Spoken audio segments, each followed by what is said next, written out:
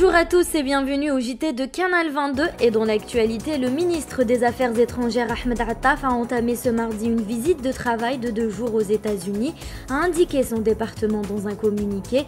Cette visite s'inscrit dans le cadre du renforcement de la coopération économique afin d'intensifier le dialogue politique entre l'Algérie et les États-Unis, a déclaré la diplomatie algérienne.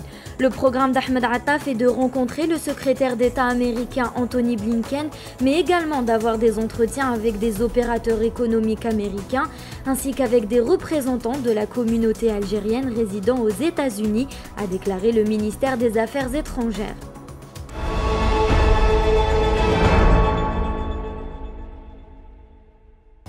Et le drame se poursuit sur les routes algériennes. Hier, la protection civile a annoncé la mort de 4 personnes et 9 blessés dans un accident de la circulation ayant eu lieu dans la wilaya de Bouj Beji Mourtar.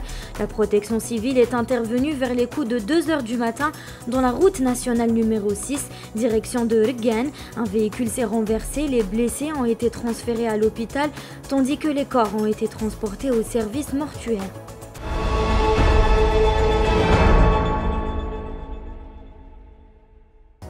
Et aux dernières nouvelles de nos détenus d'opinion, à Mascara, le juge d'instruction près le tribunal de la ville a décidé de placer Habib Sichaïb sous mandat de dépôt. Selon les informations, il est poursuivi en vertu de l'article 85 bis du code pénal, à savoir, il est poursuivi pour un acte visant l'unité nationale. Et une libération a eu lieu pour notre ex-détenu Riahi Melik après avoir purgé 28 mois de prison ferme. L'ex-détenu s'est exprimé sur les réseaux sociaux après sa remise en liberté. Le militant avait un message à faire passer aux citoyens algériens, mais cette liberté semblerait être de courte durée car hier, il a reçu une convocation afin de comparaître face au procureur. Celle-ci doit avoir lieu aujourd'hui près le tribunal de Tiaret.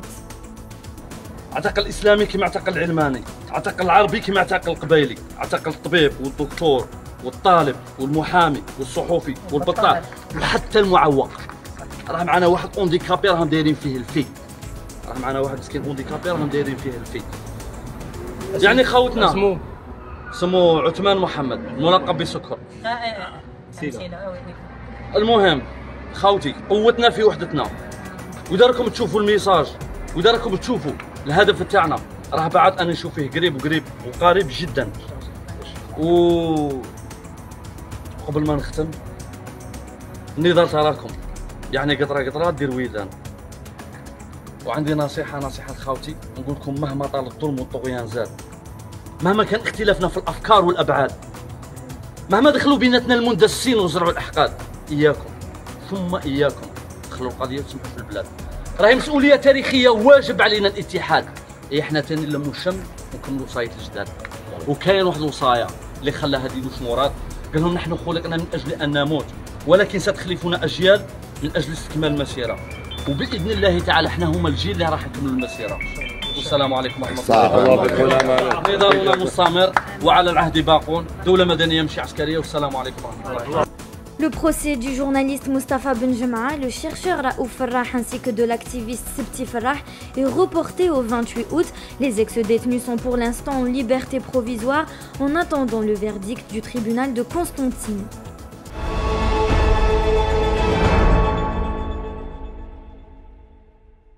Et alors que la météo semblait s'adoucir avec la baisse de température ces derniers jours, les services météorologiques ont mis en garde hier contre une vague de chaleur dans plusieurs États de l'Ouest.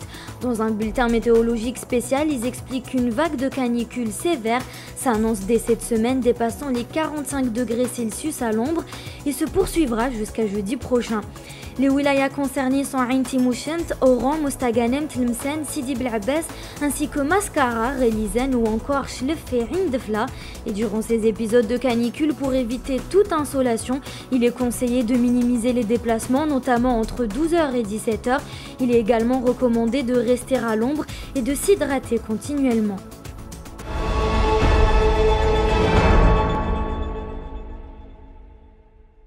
Et passons à l'Iran, l'avocate de la militante iranienne des droits des femmes Zineb Zaman a annoncé que le tribunal l'avait condamnée à 1 an de prison ferme. Plusieurs interdictions lui ont été prononcées, telles que l'interdiction de quitter le pays, et ce, pour une durée de 5 ans.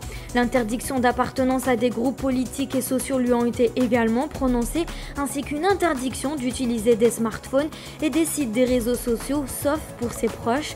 Pour rappel, Zineb Zaman est la fille de Hossein Zaman, un chanteur iranien bien connu qui a été convoqué et interrogé par les services de sécurité iraniens.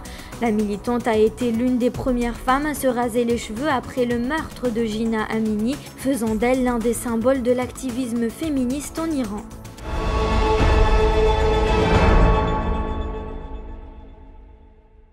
Tandis que dans certaines régions, la canicule bat son plein, mais pour d'autres pays comme les États-Unis, Mère Nature se déchaîne.